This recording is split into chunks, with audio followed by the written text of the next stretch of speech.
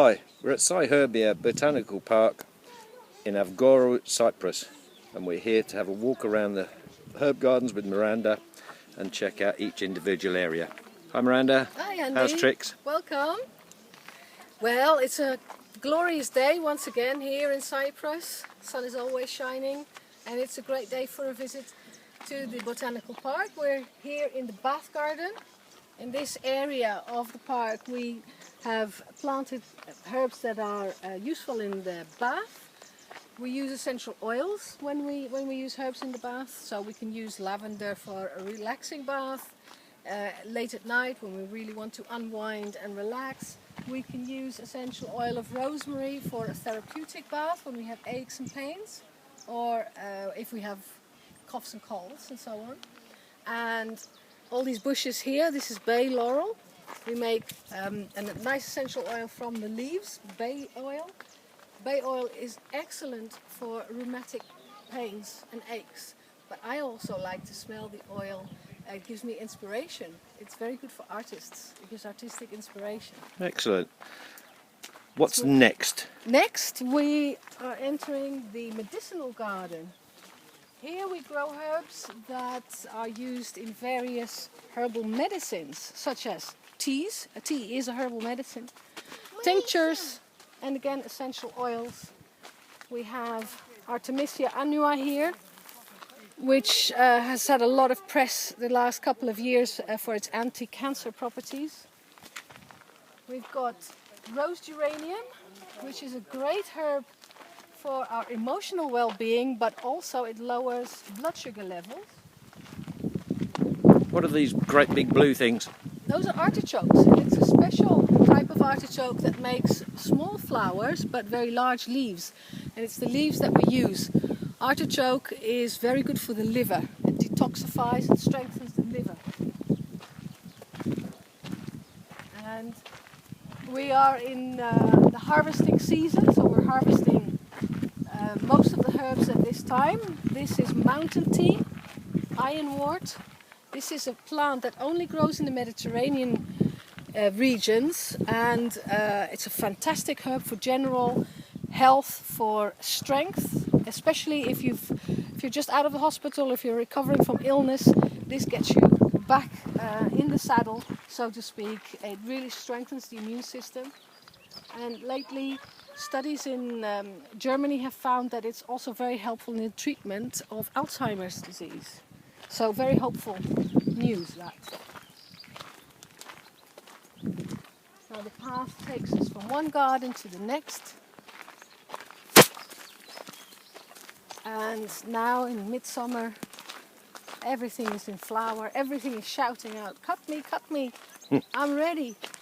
I'm ready to give my medicinal properties. So now we're in the aromatic garden, huh? This is the aromatic garden where we grow herbs that are used in the extraction of essential oil.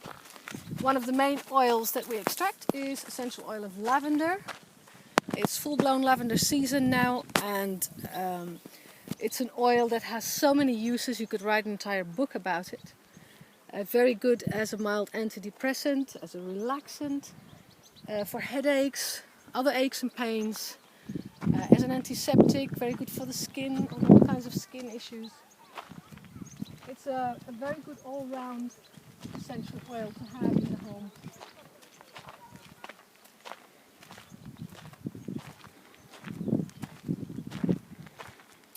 Hot marigold, calendula, is one of my favorite herbs.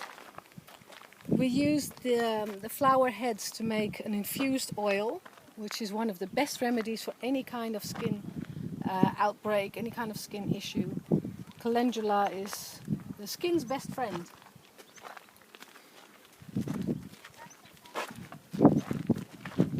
Over here we have thyme, a Mediterranean favorite. It grows everywhere on the island in the wild. And thyme, we use the essential oil of thyme, especially for people who are suffering from asthma. It brings great relief during an asthma attack. You can just put one drop of the essential oil and a little bit of olive oil and rub it on your chest. Immediately the lungs open and you breathe better. It's an amazing antiviral also and antibacterial. It's incredible what's just growing here, isn't it? It's amazing. I don't think there's any plant anywhere on the earth that doesn't have a certain use. And weeds are our best friends. I make lots of medicines from weeds also. Over here, Where are we now? we have our pest control garden, Superb. which is great, especially if you have your own little veggie patch. You can protect your vegetables by planting strong aromatics next to them. So if you have a row of lettuces and you plant oregano right next to your lettuces or lavender, then the harmful pests that want to lay eggs on your lettuces, they won't even detect your veggies. They will be deterred by the strong aromas of the aromatic plants. At Cyherbia we also make a very good organic mosquito repellent from the aromatic waters of these plants. So we use lavender, we use rosemary, geranium. What are these green bean-like things growing in this tree? This is a very ancient tree, known from the Bible. It's carob. It's what John the Baptist used to eat in the desert. Carob is the black gold of Cyprus. In the ancient times, I don't remember exactly how long ago, Cyprus was one of the wealthiest countries in the region because of the fruit of this tree. Oh, excellent. Is it ready now? It's not ready now, it's immature. When it's mature, they turn dark brown, chocolate brown. And the product from this is a syrup and also a powder you can make from it, called carob syrup or carob powder. It can be a substitute for chocolate. It's excellent for diabetics. It's full of vitamin B12 and iron also. It's a very healthy supplement. Wonderful.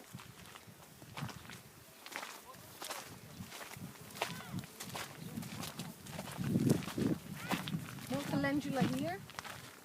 Ah, slightly different A paler type. variety, Yes, yeah. planted different varieties and colours.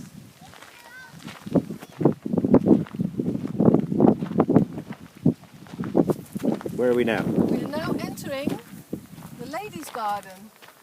Aha. And this is one of the most interesting gardens because the herbs that are planted here all have a very positive effect on the female reproductive system. Take this plant here with the beautiful white flowers. This is yarrow. Yarrow is known as a common weed. Well, for us it is one of the best medicines. Its Latin name is Achillea milfolium. It's from taken from the ancient Greek hero Achilles, who was, as a baby, the goddess Hera dipped him in a bath of this flower, an infusion of this flower, and that made him invincible. No arrow could hit him. He would not bleed. And this flower, and also the leaves of this plant, it stops bleeding. This is one of the main herbs used in first aid, but in ancient times in Cyprus they used to give a very strong tea of this flower to women right after childbirth. This was to prevent them from bleeding to death, because many women used to have excessive bleeding right after childbirth. It also regulates hormones, and it's very useful for women in all stages of their life. Now this beautiful shrub here is chaste tree, Vitex agnescastus. It is such a beautiful, beautiful plant, and it's a woman's best friend. And its action is regulating on the hormone production. So when your hormones are out of whack, this plant helps you get back into a normal cycle. It's especially useful for women during the menopause. When during the menopause your hormones go like this, up and down, up and down. One moment you're crying for no reason, the other moment you want to kill your husband. This normalizes your hormone production. And what's it called again? It's called chaste tree. It was named like this because the monks in the Middle Ages used to take the fruit of this plant or the leaves of this plant, because for men, since it's a highly estrogenic plant, In men, it takes their libido right below zero. And they thought, oh, this is great. We'll give this to the young maidens so they don't look at men. And so they would give this to young women, and in women it has the opposite effect. It raises a woman's libido. Disaster. Yes. And still, in some places in the world, monks still take it so as to inhibit their desires. Very interesting. Another interesting note is that the island of Lesbos is full of this plant. Wherever you go, it grows. I thought that was very striking, since Lesbos is a very feminine island. It also grows all over Cyprus, not as abundantly as in Lesbos, but especially in the Paphos region we find it next to the roadside. We make a tincture from the berries of this plant. So after flowering, it makes very small black berries, and that's what we use to make an extract from.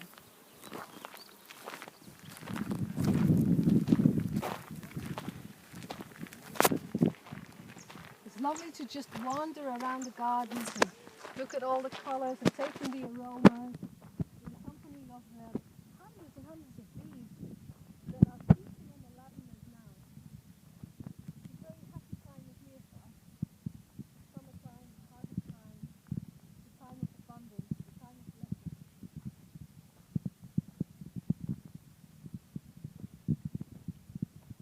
We're now entering the relaxation garden. Relaxation.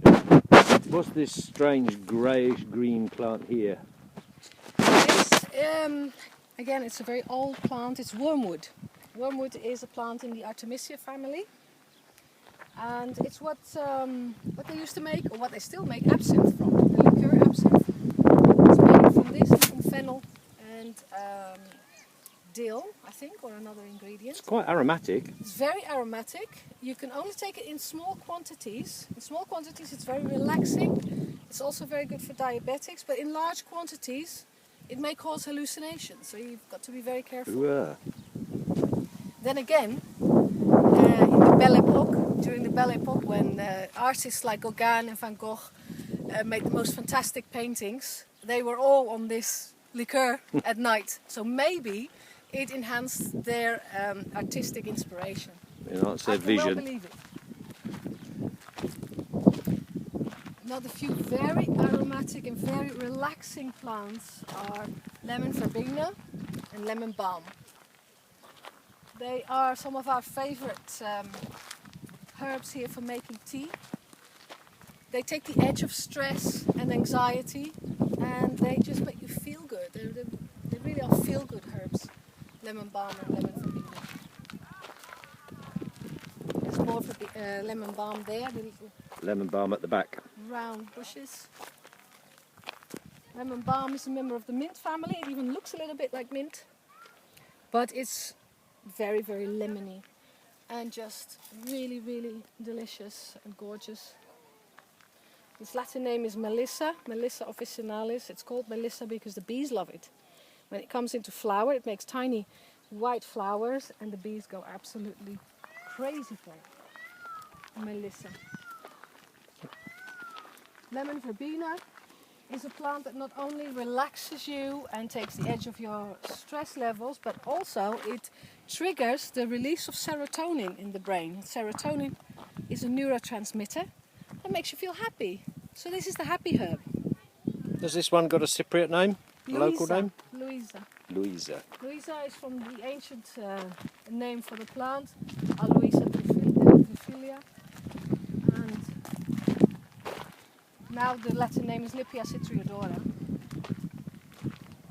But in times before that, it was called Aloisa.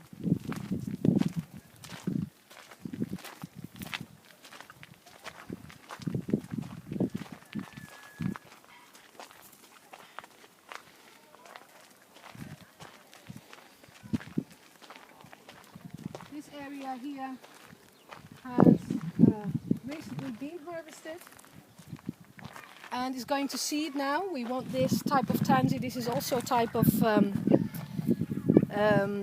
achillea, of yarrow. This is yellow yarrow. It's more like a tansy than yarrow. And we're letting this area go to seed so that next year this will be full of yellow yarrow. garden's this? This is a potpourri garden. We plant aromas for the home. Give you plenty of colour and aroma to put on a plate or in a bowl, so that you can take a little bit of the garden's magic home with you.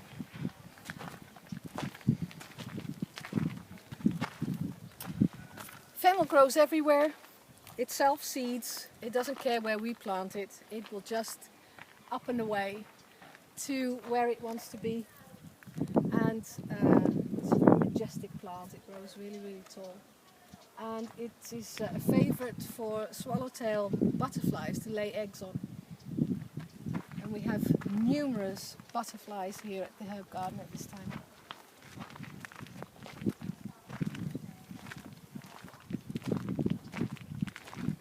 We have now reached our kitchen garden. What is a kitchen without herbs? I cannot imagine cooking without herbs. Herbs give our food wonderful aroma and taste, and they also are very digestive. All kitchen herbs have digestive properties.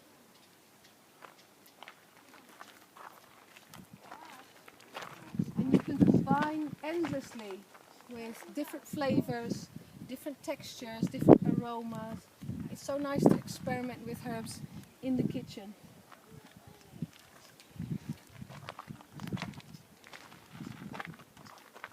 This small plant here is stevia. Stevia is not native to Cyprus.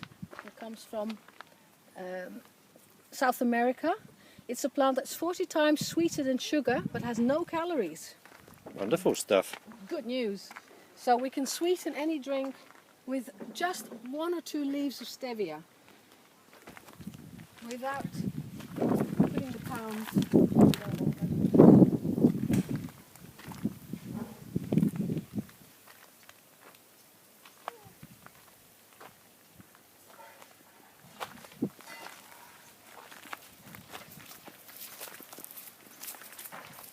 And lastly, we have the traditional garden. This is traditional Cyprus.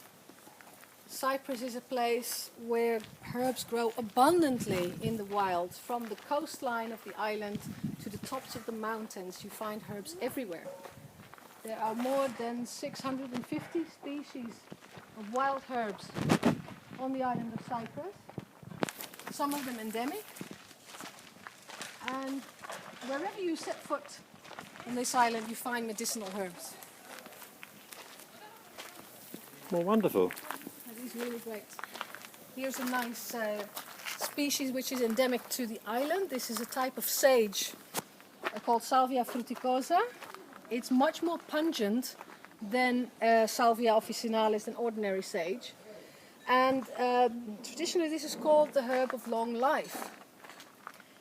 Now, it is antiviral, antibacterial, anti-everything. It really strengthens the immune system. It also gets the blood going, raises the blood pressure slightly. But when you visit one of the cafeteria, one of the coffee shops in the mountain region, especially in wintertime, you can smell the tea of this plant coming out towards you. All the old boys in the villages drink this tea all year round, and they're all over 100. So there must be some truth to it being the herb of long life. Smashing. Thank you very much indeed, Miranda. You're very welcome. This is the end of our little tour. Let's have a nice refreshing iced tea in the tea room, shall we? Splendid. Thanks a lot.